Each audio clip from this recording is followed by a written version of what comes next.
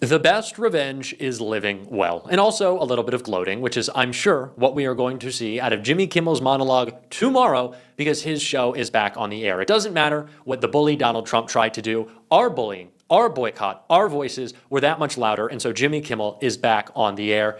And not only is Donald Trump furious and all of MAGA, but so is Jesse Waters, who threw himself a little on-air temper tantrum after his dear leader was defeated. We're going to get into it, but before we do, if I could quickly ask you to leave a like on this video, and if you haven't already and you enjoy our channel, to hit that subscribe button because it goes a long way in supporting our work. Now, before we get into Jesse's response to this beautiful breaking news, I want to start with Jessica Tarlov's important response when we initially saw Jimmy Kimmel removed from the air, because we need to hear a little bit of sanity coming out of the Fox propaganda outlet.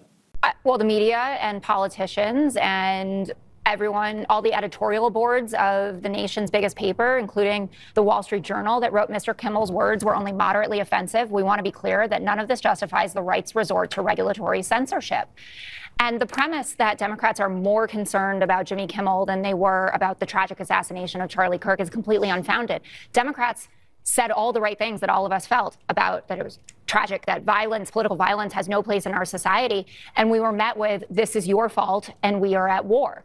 There's been this move today to rewrite the story of how Jimmy Kimmel ended up being indefinitely suspended, to absolve Brendan Carr of his role in this and the government's larger role in it. But the timeline just doesn't add up. I've heard, well, read the Hollywood Reporter and read the Wall Street Journal on this. I looked through all of it, and the common denominator is that Brendan Carr said to Benny Johnson, we can do this the easy way or we can do this the hard way. And the affiliates, who were already freaking out about it for sure, decided then that they were going to pull it. And so ABC and Disney in general, Bob Iger, had no choice but to do it. There are some smart Republicans that are cautioning them to come back from this line. Ted Cruz, of all people, who's the chair of the Commerce Committee, which actually has oversight over the FCC, said what Carr said there is dangerous as hell. That's right out of a mafioso. When it's used to silence conservatives, we will regret it. We should denounce it. So I understand now we don't live in cancel culture. It's just consequence culture. And you think an eye for an eye is a good solution to everything. That's what I've seen pelted at me about this. Well, you did this, you did this, you did this, you did this. That is not a way to run a free society. And you can't just trample on the First Amendment because something tragic and horrible happened. I talked about this when we first heard the news that Donald Trump was sending his goons to pressure Bob Iger, who had a little chicken shit moment and allowed himself to fold. That, the narrative that the right was presenting, was that Jimmy Kimmel was removed from the air because he said something insensitive about Charlie Kirk. Now, we know that was never the case. But if their argument was that public pressure would result in Jimmy Kimmel being removed from the air because of Charlie Kirk, then public pressure in the other direction would get him back on. And it did. But this was never an outrage from the audience. This was Donald Trump, which is the reason why this clip from Eric Swalwell, before we get into Jesse Waters, matters so much to me. Maybe I was not loud enough in the past when Republicans spoke out against government censorship. And if that's the case, I will go back and revisit whether I could have been louder. But that does not mean that today Republicans are silent just in an effort to own the libs. If you didn't like cancel culture when you thought it was happening in prior administrations, you certainly can't look at what just happened in our country and accept that that is something we should live with and we should tolerate. So I want to make it clear, there's going to be a Democratic majority in just over a year. And to the FCC chairperson and anyone involved in these dirty deals, get a lawyer and save your records, because you're going to be in this room and you're going to be answering questions about the deals that you struck and who benefited and what the cost was to the American people because that happened. Intimidate them. Not just the executives at ABC, at Disney. Intimidate Republicans. Tell them what's coming.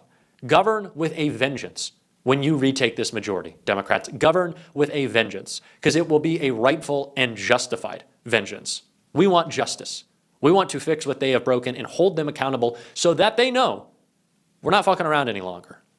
And no one should know that better than the Fox propaganda outlet, legally that is, which is why Jesse Waters, in a moment of cope, said this. I understand why he is coming back. He will probably read something that the lawyers wrote for him and act trite for a second. Some of us have been there. And then he will carry on and be the exact same Jimmy Kimmel that we're used to. You think Jimmy Kimmel is going to have to read a statement? For what? Jimmy Kimmel didn't lose a $787 million lawsuit, Jesse, with Dominion voting systems because he was lying about the 2020 election. Jimmy Kimmel didn't lie. Jimmy Kimmel was removed from the air because Donald Trump's a little baby. He's a little crybaby.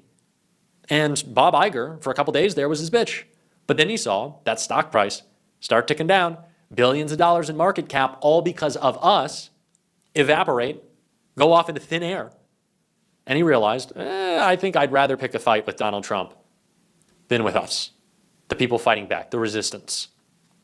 And I don't know what could be more inspiring or energizing than that, to see the power that we have to fight back against this administration, which, by the way, wants you to think that they do win all these legal battles. Do you know how many times Donald Trump has been injuncted? Carolyn Levitt screams about it all the time. He's had his plans stopped, thwarted, upended. Do you know how many lawsuits, frivolous lawsuits, he's lost? The Republican Party used to be, we're going to be small government. Now the government is taking over everything, including the late night that you watch. They used to say, oh, we hate the little petty litigation. Now that's all that Donald Trump does is sue and sue and sue. They're hypocrites. Let's call them out. And let's point out the fact that they are not inevitable. That is what Donald Trump wants us to think. Donald Trump didn't show up to the Disney corporate office and say, I'm ready to push this red button, right? And unless you take Kimmel off the air, we're wiping this whole place out. No. Donald Trump's FCC commissioner alluded to the fact that it was easy way or hard way. That was the threat he made to Disney. But they didn't action anything, right? There was no actual crackdown. They capitulated in advance. They didn't want to have the fight. That's what we can't allow to happen. You need to have the fight. When we saw the ABC settlement with Donald Trump, it wasn't because they lost. They settled because they wanted it to be over. I think the era of over is over. I think the era of anticipatory capitulation is done for. All of the fights will be had. This guy is a loser. He lost at business. God, I wish he lost last year. He did lose 5 years ago. And quite bigly. He lost so bigly. What a big loser. But this guy loses. I know he won 2 elections. I know. And for that, our country is much, much worse. But he is, at his core, a loser. And he knows it. He knows it. So let's have all these fights. Let's go out there and battle. If he's going to keep shipping out the lawsuits, lawyer up. Fight him. Fight him like Jasmine Crockett is.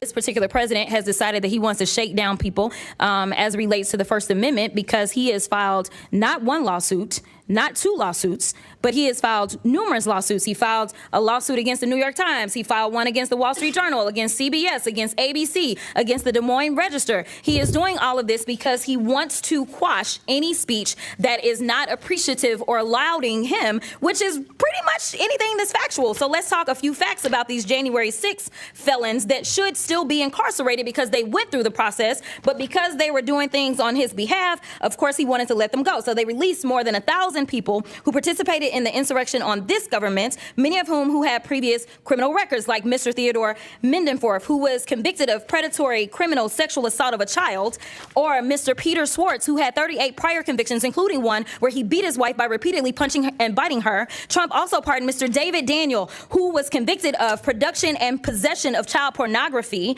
Trump also pardoned Mr. Daniel Ball, who, quote, threw an explosive device that detonated upon at least 25 officers during the Capitol riot. He also had a record for, quote, domestic violence by strangulation. I'm not done. Trump also pardoned Mr. Andrew Taki, who sent nudes to an undercover law enforcement officer who was posing as a 15-year-old girl. Mr. Casey Hopkins also received a pardon from Trump, and Mr. Hopkins was convicted of forcible rape. According to court records, he, quote, had forcible intercourse with the victim, choked her to the point of impairing her vision, banged her head into a wall, and urinated into the victim's mouth as he humiliated her. These are the people that he decided to release in the streets of D.C. So if anybody does need to clean up D.C., I would agree it is this man, because he is the one that is causing half the crime that we have. Not only is he participating in the crime, but we know that he instigated the insurrection. And if I did say that I had one issue with the Biden-Harris administration, it is the fact that they did not move forward and make sure that this man was put where he should have been put. Because the last time I checked as a criminal defense attorney, and Mr. Attorney General, you may have a different experience, but I never had a defendant that had 34 convictions for felonies and did not spend 1 day in jail. Never in my life. And the last time I checked, the party of law and order is the only one that decided that they would be out of order and decided to nominate someone who was not only indicted, but was actually convicted of multiple felonies. That has never happened in this country, and it is a shame that we are dealing with it now, and now he wants to tell y'all how to do your jobs. Okay. If he wants to go after your speech, your right to call out this bullshit fascist administration. They want to say that fascist now is a slur, it's a hate crime, it's a word we can't use, it's a naughty no-no. It's not. It's these people being so damn soft. They're snowflakes. They can't hang, they can't handle it. They hate it. They hate it when we antagonize them. Isn't that all the encouragement you need to do it more? To have ketchup all over the walls of the White House? That's what I want to do. We can actually fight these people. We can win. We did today. Let's win on the big shit.